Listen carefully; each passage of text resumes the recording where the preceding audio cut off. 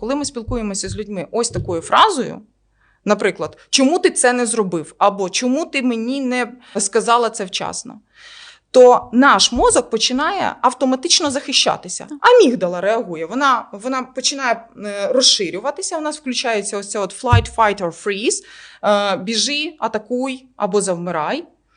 І ми не можемо раціонально спілкуватися. Якщо ми переформулюємо фразу і просто скажемо, в чому причина того, що ти не змогла там вчасно мені зателефонувати, або як ми це можемо зробити разом, щоб ти встигала вчасно, не бісить, коли ти приходиш на зустрічі з запізненням. Раціональне мислення включається. В чому причина? Наш мозок автоматично підключає саме пошук інформації через неокортекс, а не через емоції.